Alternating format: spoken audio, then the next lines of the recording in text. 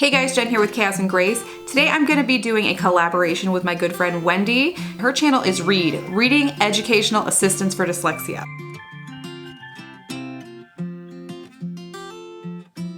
The topic of this is going to be multisensory learning. Now, Wendy is a real life friend to me. We are in our homeschool co-op together here locally, and she has been a super valuable resource to me in understanding dyslexia and how to teach my boys that have it. So when it came time to do this video for you guys on multisensory learning, I thought who better to jump in on this with me to give a great perspective on how she handles it and how she tutors. Wendy is also a certified dyslexia tutor, so make sure you head over to her channel. I'm going to pop an iCard up here with a link to that and a link in the description box below. So make sure that you go check out her channel and subscribe because she is full of great information. For my part of this collaboration, I am not going to focus completely on dyslexia. While multisensory learning is a very, very important thing to utilize when teaching a dyslexic child, dyslexia definitely isn't the only thing that can make learning to read and retaining that information, that skill of reading, a challenge. If you've been following me for any length of time, you know we have a wide variety of special needs within our family. Among many of the things we have going on in our family, ADHD, sensory processing disorder, and dyslexia,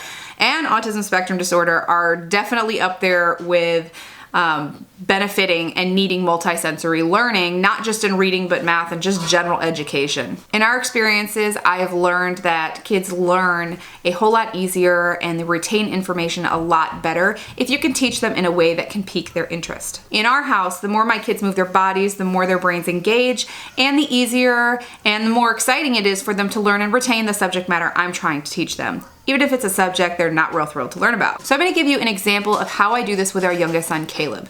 Just for reference, Caleb has severe ADHD, sensory processing disorder, and he's likely dyslexic. I'm not going to get into that whole background and why we say likely dyslexic. If you would like to hear that story, I'll pop the iCard up here so you guys can hear Caleb's story about his diagnosis and where we are with that and how we're teaching him. But Caleb hyper-focuses big time, and he loves entomology as one of his many loves, but entomology is a huge thing, and it's something that we've been able to use in a really big way in teaching him. So for math, learning multiplication, he's using bug manipulatives. Because he loves all things bugs, all creatures of all kinds, I use bug manipulatives and other manipulatives that are nature related for him, entomology related specifically, in order for him to learn multiplication tables. When he was doing addition and subtraction, we did it that way. For reading, I get these bigger bugs, and I've grouped them in a way where the bug has a word family on the belly, and then we've got single consonants and vowels, and he has to put the right classification of insects in with the right word family to create the word. As far as actually sitting down and reading goes, this is something that's very difficult for Caleb. So I've had to think really outside the box here. For things like this, Pinterest is your best friend in this department. We've got a letter family Jenga. What I did is went to the Dollar Tree and spent $1 on this little mini Jenga, and on the ends of those pieces I have word families, and on the tops and the bottoms of those pieces I have got the words that belong to that word family. We also use music to memorize math facts. We use sign language. We also do chalk outside, and I just write it on our sidewalk or out on the road, and Caleb will have to, I set it up in like a hopscotch kind of way, and this is big for Caleb. You got to get those gross motor skills going with someone that has so much energy and so much just gotta go, gotta move. So he'll have to be able to either identify the word family or be able to put the words together before he can jump to the next group of squares. And when he gets to the end, I've got a little prize for him, which is usually like an M&M or something like that. I've also had him write on the trampoline, and then afterwards he sprays everything down with a hose. All of these activities that I do, sometimes I will just randomly come up with something depending on where he's at in his day and what kind of stimulation he needs. Whenever you're using multisensory learning, you want to engage as many of the senses as possible. So for us, we want to engage the auditory, proprioceptive, and vestibular senses and get them all working together. That is the best way to get them engaged and to get them learning and retaining it and actually enjoying it. For our language arts this year, you guys know we've been using the Good and the Beautiful. So something that is great for the Good and the Beautiful is they have a lot of activities already built into their curriculum. So check out your curriculums. Even if you're not using the Good and the Beautiful, chances are there's something in there that you could use that either is an existing activity that can get you kind of outside of the sitting at the table and doing the rote work kind of thing, or it's something that you could easily spin off of, again, with the help of Pinterest or YouTube. and you can turn it into something that's a little more fun, a little more outside the box. So I took this page as an example. This is Jackson's curriculum. So in this, they're practicing finger spelling for American Sign Language, and they're also reading. So they'll read the word and then they have to finger spell it out. And this is part of their independent practice. This is something we do anyway because learning ASL is part of our curriculum, something we've been doing for a few years now. But it's something they're familiar with too, and it gives us a little extra practice in that. It's a little different. It's not just sitting staring at a book. We're still at the table, we're still sitting. It's not engaging everything, but it's a fun little activity and it's something that's already in the curriculum. Another example of something that we do, these are the flashcards that come with The Good and the Beautiful. It comes with, I believe it's for, is it levels 1? No, pre-K, okay, something, beginning through level 5. They memorize these. And there's a huge stack of them. I just grabbed stuff off the top.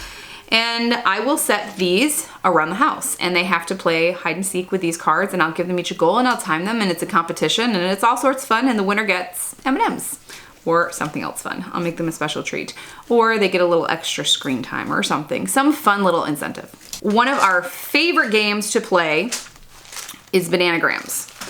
This we play in so many different ways. You've seen Bananagrams. You take these tiles, it comes with all these tiles,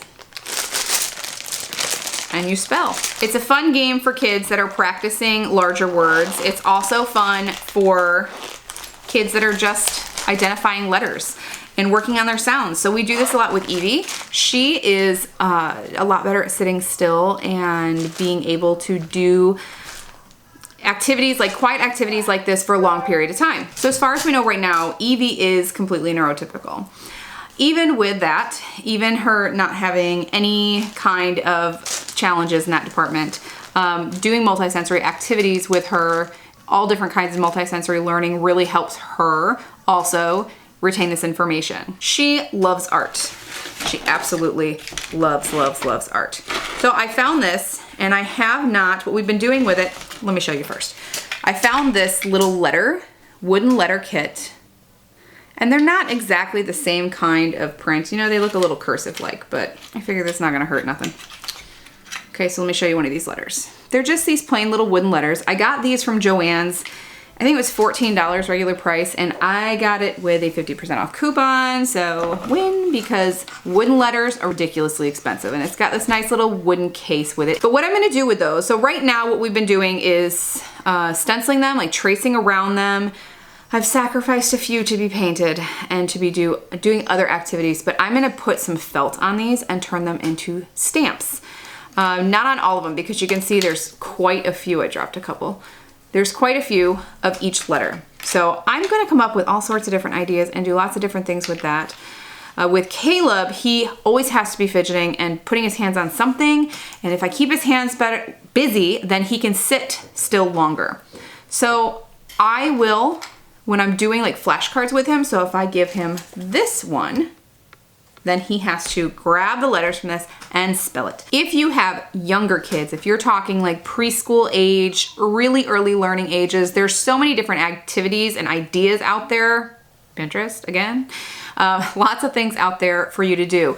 You can make salt dough with them so they can get that tactile stimulation, or just there's that fine sand. It's like play sand. You can get a huge bag of it at a hardware store, or you can get little pouches of it for just individual play at the Dollar Tree. They carry that, I'm pretty sure, year round.